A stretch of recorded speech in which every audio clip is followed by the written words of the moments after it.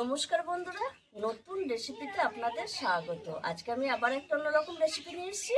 আজকে আমি করে দেখাবো পাকা শসা বা যেটাকে আমরা ক্ষীরা বলি, ওই শসা নারকেল দিয়ে একটা অসাধারণ ভাজা করব। আর কিভাবে ভাজাটা করবো প্রথম থেকে শেষ পর্যন্ত ভিডিওটা দেখবেন, স্কিপ করবেন না। আর ভিডিও ভালো লাগলে লাইক শেয়ার সাবস্ক্রাইব করতে একদমই ভুলবেন না। তার জন্য আমি নিয়ে নিয়েছি 4টে পাকা শসা, নারকেল, নুন, কাঁচা পাকা শুকনো লঙ্কা, চিনি, কালো জিরে, হলুদ গুঁড়ো, লঙ্কা গুঁড়ো। আর বিশেষ কিছু লাগবে না এই ভাজাতে। আর প্রথমে আমি শসাটা কেটে নেবো আর নারকেলটা ভেঙে একটু কুড়িয়ে নেব। শসা যদি বাড়িতে পেকে যায় বা অনেকের জমিতে শসা চাষ করা হয়, পেকে গেলে ফেলে না দিয়ে এইভাবে রান্নাটা করে খেয়ে দেখবেন, অসাধারণ লাগে।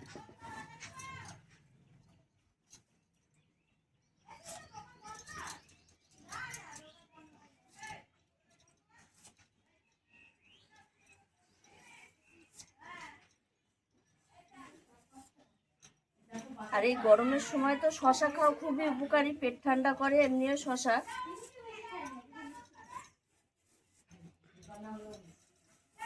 প্রথমে শসাটা ছাড়িয়ে নেব, তারপর জিরি জিরি করে কেটে নেব।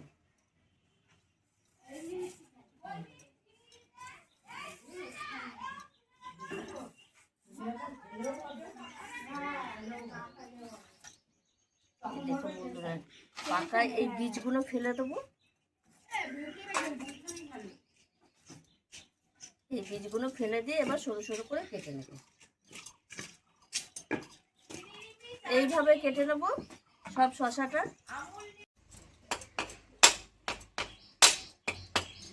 নারকেলটা ফাটিয়ে নেবো। শসা কাটা হয়ে গেছে, এবার নারকেলটা আমি ফাটিয়ে নেবো, দিয়ে পুড়িয়ে নেব। নারকেলটা পুড়িয়ে আমি সর্ষের তেল ফোড়নে দিয়ে দেবো। একটা শুকনো লঙ্কা একটু ভেঙে দেব, দিয়ে দেবো একটু রাঁধুনি, আর দিয়ে দেবো কালো জিরে। ফোড়নটা একটু গরম হবে।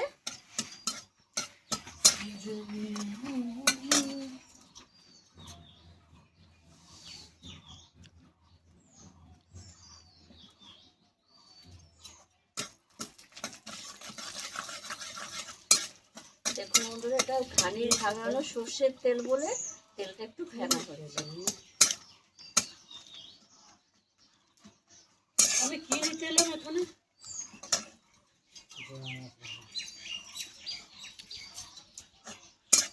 এবার আমি শসাটা দিয়ে দেবো।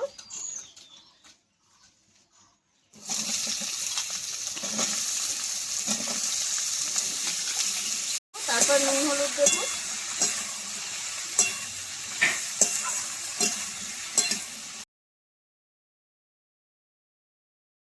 এবার আমি দিয়ে দেবো স্বাদ মতো লবণ। লবণ দিলে শসার জলটা বেরিয়ে যাবে আর শসা তাতেই সেদ্ধ হয়ে যাবে।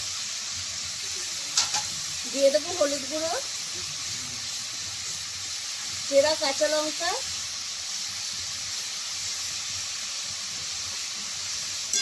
এবার আমি এইভাবে যতক্ষণ না শসার জলটা মরবে ততক্ষণ ভাজতে থাকবো।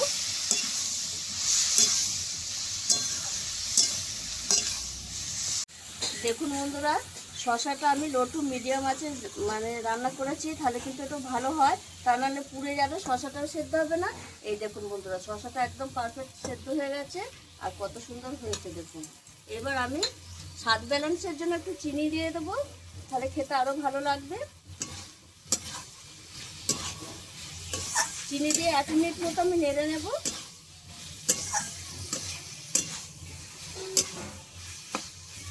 দেখুন বন্ধুরা, কত সুন্দর হয়েছে, পাকা হয়ে গেছে। এবার আমি নামিয়ে দেব। গরম গরম ভাতে বন্ধুরা এটা জমে যাবে একদম।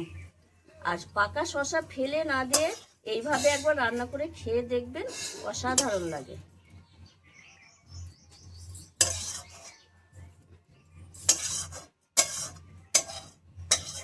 এর আগের অনেক ভিডিও আমি শসার তরকারিও দেখিয়েছি।